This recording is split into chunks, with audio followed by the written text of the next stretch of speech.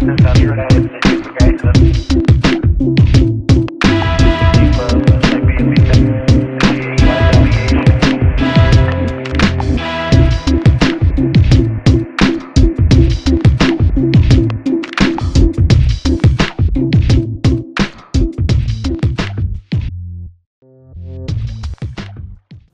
we have a special episode with Jon, who's our director of corporate videography. He's usually on the opposite side of the camera, and today we decided to do an Ask Nick Kho so we could have a chance to go kind of behind the scenes with Jon and have Jon kind of break the fourth wall and do an interview with me. So thanks for doing the interview, bro. Yeah, no problem. This is really interesting, being on the other side of the camera for a change. Especially considering we've been making so many videos together. Yeah, definitely. A lot of stuff I didn't know about the start of the company, I now know, and really fleshed out like how the business started and like what you and Owen had to go through to create RSD and like keep it surviving all these years, and it's pretty crazy. The goal was twofold. I mean, one was for the users, but also I knew that a lot of our team would be watching these videos. Some of it was supposed to be used for training, especially the sales team videos that don't exist anymore. Right. You know? Yeah. But I mean, I think this is great because I don't think you're the only one. Instructors and people throughout the company now have a better chance of understanding what's going on behind the scenes. When I first created this channel, I was telling people, I bet that a lot of the people who even work in administration or a company have no idea about what I'm doing or even who I am. And so this is kind of a cool way for me to showcase that. Yeah, definitely. So let's see. Drawing a blank here. That's cool, you could edit this. Yeah, I know, it's a good thing that I'm editing this. First of all, I guess, what made you want to start a musical? Well, I've been thinking about having us go on stage to concerts of some kind at Summit or Hot Seat or Free Tour for years. Mostly about hip hop. I always thought it'd be hilarious if I could get Tyler and Julian rapping on stage. Yeah. I knew Jeffy already could sing. Everybody dance now! I originally didn't even expect that I was going to get involved, but I wanted to lead by example. So originally the game plan was for me to make music videos that could be distributed to get people to catch on to the kind of things that I was doing, as opposed to just following other instructors. But after I realized that the team of people who were making the beats and teaching me how to rap were just of such high world-class quality, I felt like that not using them to my full advantage and going all out would be kind of a shame. So, I mean, the idea that I had was, well, let's see if they're interested in making a musical. Let's see if they could control our narrative with me. What was happening is I felt like the quality of me learning how to rap or me like making music videos from scratch was interesting. I just felt like if by getting more elements and more people involved, it would be even more interesting. And we're always trying to push the limits, and when you can, might as well do it. And that's always been our mantra. I'll be honest, like when I first heard you wanted to throw a musical, I was like, well, that seems kind of random. Like, what? I was confused a little bit, but I was like, all right, we'll see how things are. I think most of RC Nation felt like I lost my mind. Yeah, well, I mean, I kind of was like, well, that's an interesting idea. I want to see this. And when I saw like the, you know, the pitch that Drew made, he showed the rap, the Owen rap, the Jeffy rap, and then Ashkan doing a breakdown of the story, I realized I was like, yeah, this seems like a really interesting show. And had I not known anything about RSD or pickup in general, that would be a show that I'd actually be interested in seeing. Because it's such an interesting story. It's like, first of all, a lot of people don't know that pickup exists. So just to find out that is kind of like, well, that sounds crazy. Like a company that teaches men how to pick up women. And then there's like all the drama with like, you know, the recession and then like the Julian Gate stuff. Yeah, I mean, those videos also that Drew made for his presentation, Owen loved them so much, he felt like we should just release them on YouTube, you know, even just to kind of promote what we're doing with music. Mm-hmm. And what's amazing about it is that Drew's able to pump out those videos, multiple versions of them, in a morning. I mean, he literally made that morning. Yeah. I think you were even there while he was making it. And he's able to pump out songs just on the car ride. I mean, I remember we were on our way to Roger Love. I'm not sure, you might have even been with us, but I remember when we were going on to do vocal lessons with Roger Love. It was like a 10-minute drive, and just on the car ride there, he was able to make a song off a beat that sounded pretty awesome. Yeah. And Roger is like, so how long did it take you to make? He goes, oh, I just made it on the way on the drive over here. And then Roger was shocked. Nick Kho, founder, aka Big Papa, took my life and made it a hip opera. Come on, call me Owen or Tyler, either one. And yes, I'll be sober tonight when meeting Huns. The best girls know in your eyes when meeting them if you believe you're the one or if they just need to run. What's up, guys? It's your boy Jeffy. Say I'm hot, stay in the obs, yo. Every chick laying my cock's making her stock, bro. And I guess that just shows, you know, you got a world-class musician, professional, that is critiquing Drew's music and saying, wow, this is world-class beyond expectation. That just gave me so much confidence. Yeah. And then we just know that we have an epic mastermind just in terms of like our network that I've built over these years that was able to very easily breach into the music world. I mean, it wasn't like we were starting completely from scratch because we knew people from the music world, but I didn't really know a lot since last summer. I mean, I knew Tommy C or Hip Hop DX and pretty much everyone else we met from last summer onwards. Right. But you know, that's where my focus was, just trying to network people in the music world. So I put my focus out there. I mean, we had a couple dozen of some of the biggest celebrities in music get involved with what we're doing now. Yeah, it was crazy. It was really surreal to just be in this room with like Owen, Jeffy, and then, you know, all these celebrities or musicians and producers who are doing like really high-end stuff. For example, I was talking to Perps, didn't know who he was, and he's just like, yeah, you know, I do beats for like Migos, and I do beats for 808 Mafia and stuff. And I was like, whoa, what? You do what? That's crazy. And yeah, everybody in that room was like doing some high level stuff. And it was really impressive to see like how quickly all that kind of assembled, and just to see them like brainstorm over the project was really, really cool. Yeah, and to see that they're bought in.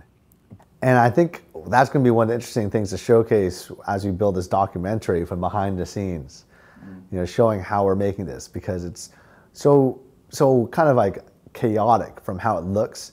My intuition though, just from being an entrepreneur, and I've seen a lot of businesses being made, almost every businessman that has a successful business has a business that was started in a very chaotic looking way. And it looks like it's all clean and organized and structured after several years, especially if they're successful and they're multi-million-dollar businesses. My intuition is that almost every Broadway musical has a very similar rough past. Yeah. I know that from watching even Green Day's documentary. I know the producer approached Green Day not even knowing if Green Day would even allow them to play their music. And they just brought them in and said, hey, this is what I think some music would sound like for a musical. And they're already invested very deeply into trying to make that musical without even getting permission from Green Day before they even did it. Yeah.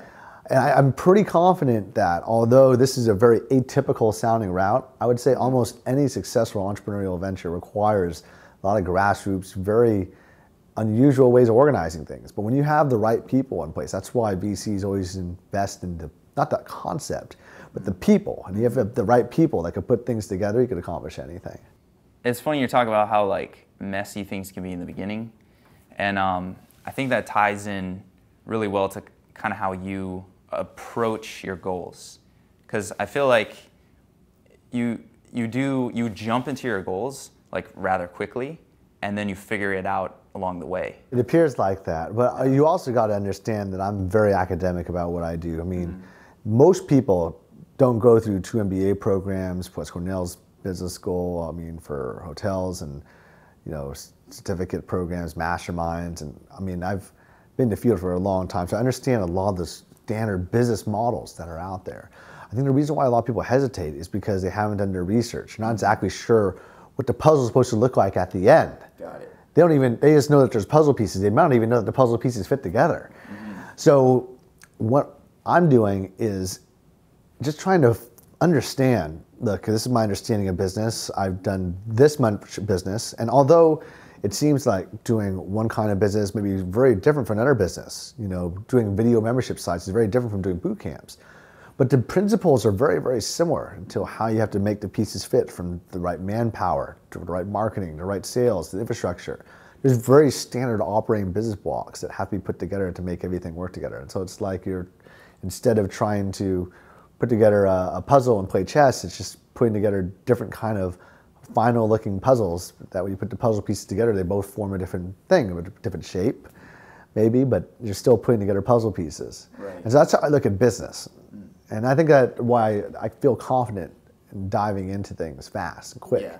On the other hand, it's also because I understand speed of execution is key. Right. I'm trying to leverage my time as much as possible and push things forward as fast as possible as well. I just feel like most people don't do that.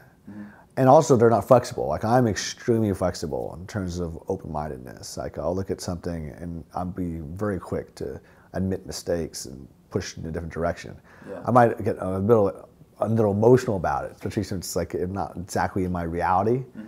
But I'm learning more about how to deal with that as well. And it's like as I get deeper and deeper to things, I'm just quicker and faster. Yeah, and I have very, very strong risk aversion. So when I look at investing my time and money in things, I'm willing to pull out and push in very, very quickly, very rapidly. And I mean, it's a tolerance, because I know that you make mistakes, you have a mass amounts of pain. Right. It's kind of like people that are professional gamblers, but the odds are not stacked against them. For a game like, say, Texas Hold'em, there's some strategy involved. Or a game of chess, maybe you're betting on yourself, but it's not like you're playing against a house where everything's stacked against you and it's all luck. I think the other thing about business and also any kind of venture is that the people that are in business and have success, they have certain commonalities that are very similar. You know, I talk about Tony a lot because he's just an inspiration. Also, he's the one who inspired me to the point where I even moved to Vegas because of his inspiration and what he's doing. And in terms of like similarities, in terms of what he's doing, he wants to create an environment that's fun, a culture that he can support. He wants to go into a market that has sustainable potential for profit and one that could also scale a lot. He wants to create a situation where there's leverage. And these are all things that any businessman can do. Now, a lot of people are concerned about their knowledge or their network and what have you, but you can always build those things. And when you're in a situation where you're doing something that is epic and you're pushing forward fast and strong, people could see that in your eyes and how you're interacting with people. They want to be a part of it. I mean, you're probably shocked just like Tyler when you saw all these successful people in the room and you're like, how did all these people just suddenly appear? It's like I didn't even know these people 3 to 6 months ago. Now they're all bought in and they want to participate in building this musical. And they flew from all over the world to San Francisco to be a part of it. And it's because of those things. You can captivate people into your life and bring them a part of it. I know that celebrities that are really good at that, like guys like Steve Aoki, he'll travel around the world. I have many mutual friends of his that have traveled around the world with him. And the most common thing I'll hear is they're just really good at just captivating you and bringing them, sucking you into their lives.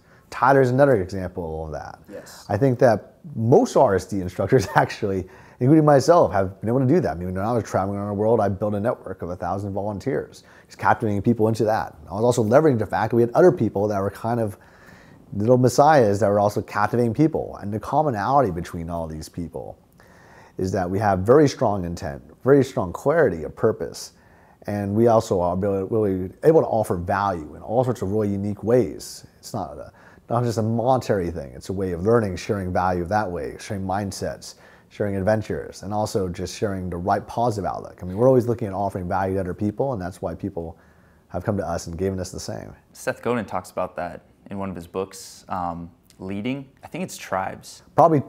I mean, both of them are books that Owen's read really well. Owen talks about tribes all the time because he created a movement. He created a tribe. And when we refer to people who've joined a mastermind group, like Hot Seat at Home's mastermind group and all the different tiers, he said, welcome to my tribe. And that's the first thing he'll say when you go through his program. Yeah, totally. I mean, like you were saying the other day, you've been noticing people at like bars dressing a certain way, or like dudes eating health food.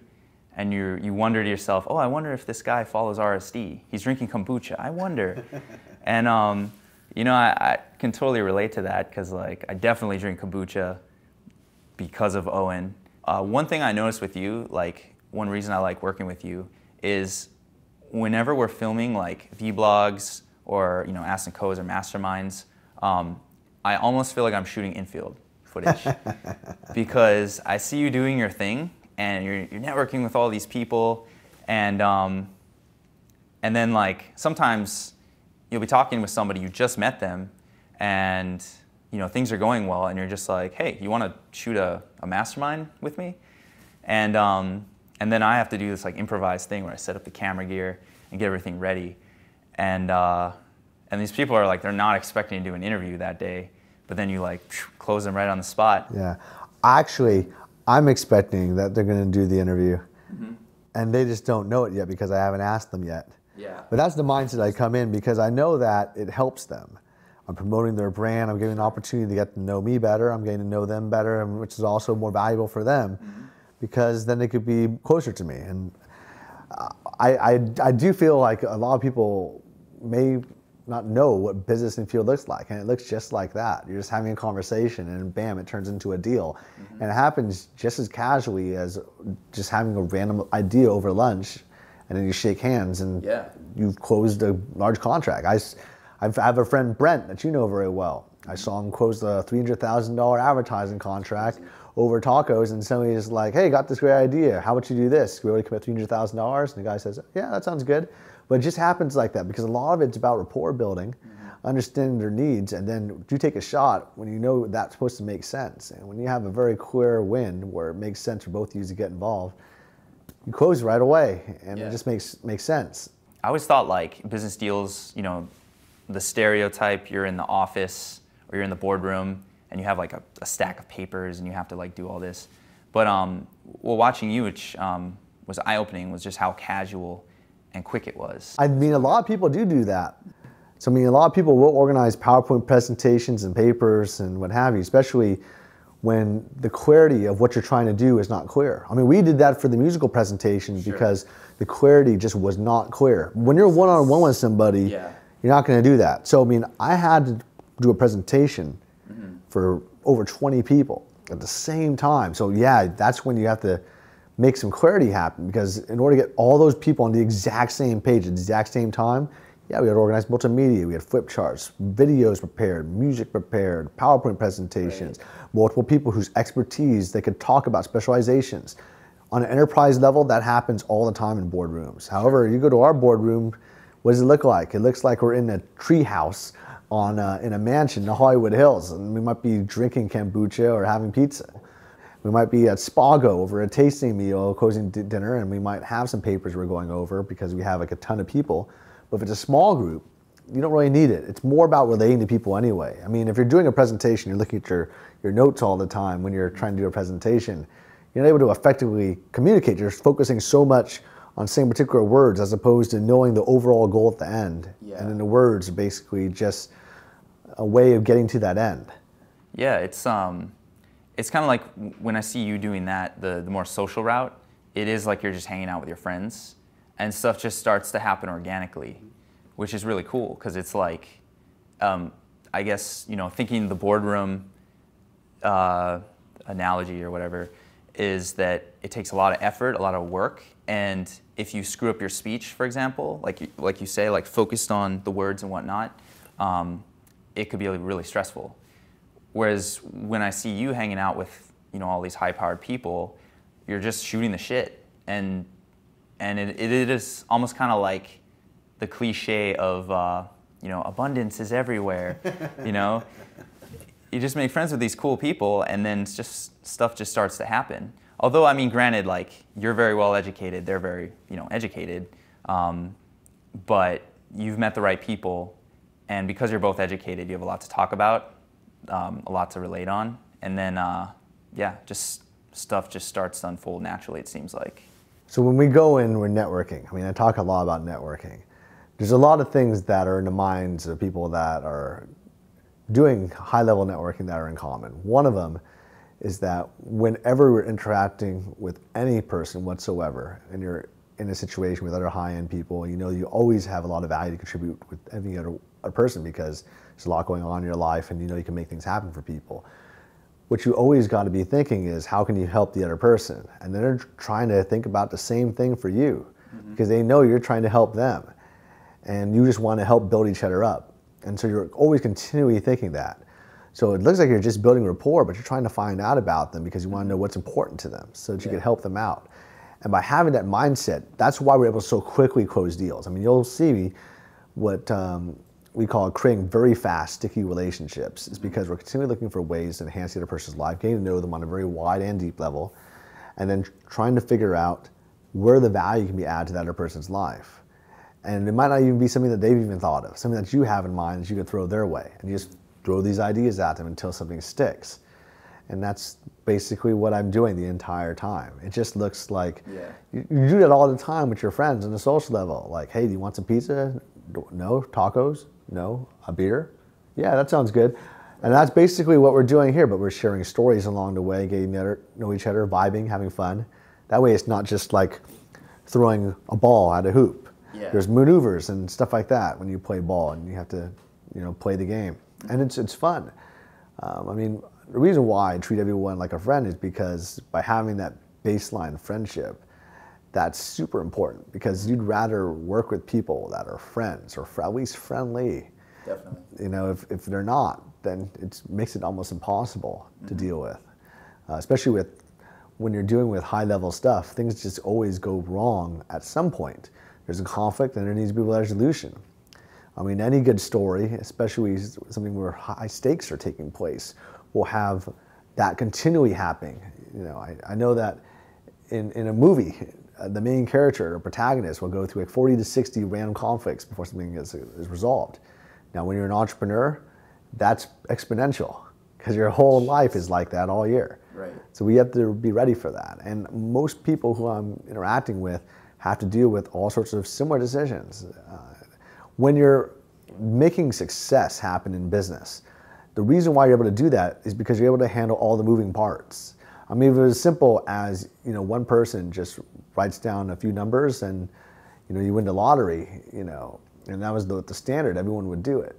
But by having it more complex, you're more likely to have failure, but you're also opening up the possibility of success, which is not possible unless you have those moving parts in play. And success in a very, very epic level. And I think that not everyone needs to take those risks.